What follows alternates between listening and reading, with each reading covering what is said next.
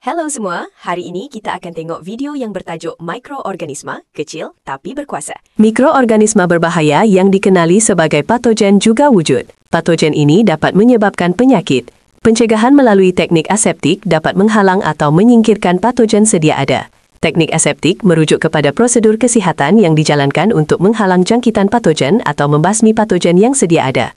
Dalam video ini, kita akan mengajar tentang jenis-jenis teknik aseptik. Teknik yang pertama, pensterilan. Pensterilan bermaksud proses membunuh atau menyingkirkan mikroorganisme daripada sesuatu objek atau persekitaran. Kaedah ini bergantung kepada jenis mikroorganisme yang akan dimusnahkan atau disingkirkan. Contohnya, suhu autoklav yang melebihi 130 darjah Celsius mampu membunuh atau menyingkirkan mikroorganisme dan sporanya. Di hospital, mesin ini digunakan untuk mensterilkan peralatan pembedahan. Teknik yang kedua, pendidihan. Pendidihan air pada suhu 100 darjah Celcius lazimnya digunakan untuk membunuh mikroorganisma pada objek kegunaan harian seperti botol susu, jarum suntikan, dan peralatan dokter gigi. Dalam video ini, contohnya peralatan yang digunakan untuk makan seperti sudu dan garfu. Teknik seterusnya, antiseptik. Contohnya, akrilflavin, profiden, dan alkohol isopropil. 70% merupakan bahan kimia yang dapat disapukan pada permukaan kulit manusia atau luka untuk mencegah jangkitan patogen. Sesetengah antiseptik seperti akrilflavin dan profiden dapat membunuh mikroorganisma dan sesetengah lagi antiseptik seperti proflavin menyekat atau menghalang pertumbuhan mikroorganisma. Alkohol isopropil 70% dapat digunakan sebagai antiseptik dan agen pensterilan. Seterusnya, disinfektan. Disinfektan merupakan bahan kimia yang digunakan pada benda bukan hidup seperti cadar, tandas dan kolam renang untuk membunuh mikroorganisme terutamanya patogen. Disinfektan tidak sesuai digunakan pada kulit atau luka. Contoh disinfektan yang lazim digunakan dalam kehidupan harian adalah bahan peluntur, hidrogen peroksida dan cecair klorin. Teknik yang terakhir iaitu sinaran. Sinaran mengian seperti sinaran ultraungu, sinar X dan sinar gamma dapat digunakan untuk membunuh mikroorganisma.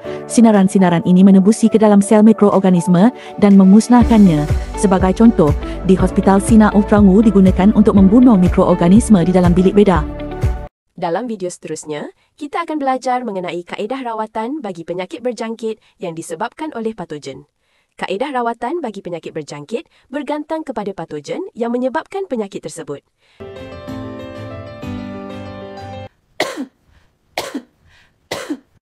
Dari minggu lepas aku dah batuk macam ni.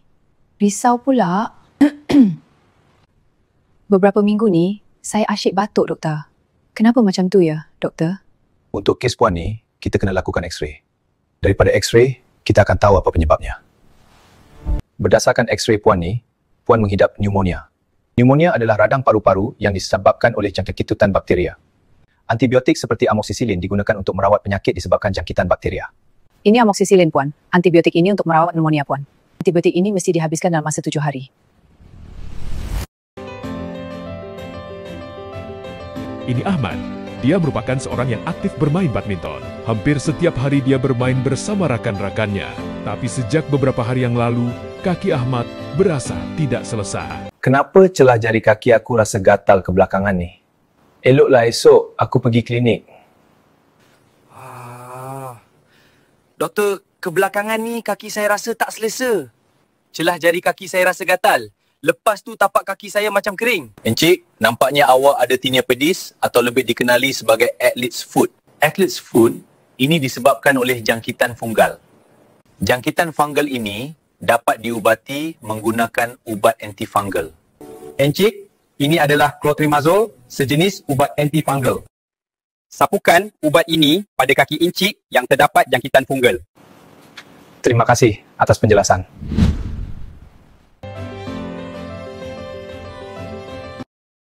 Apa ini? Pedih dan gatal lah. Miss, hari ini saya dah temu janji dengan doktor. Saya sakit apa, doktor? Serius kah? Selepas pemeriksaan lanjut, encik menghidapi kayap, sejenis penyakit yang disebabkan jangkitan virus. Penyakit ini juga dikenali sebagai herpes zoster. Boleh diubati kah? Ya, boleh dengan ubat antiviral seperti acyclovir. Ubat tersebut membantu memendekkan tempoh jangkitan dan mengurangkan kesan kayap dan mencegah komplikasi teruk daripada berlaku. Terima kasih, doktor. Saya hanya melakukan tugasan saya.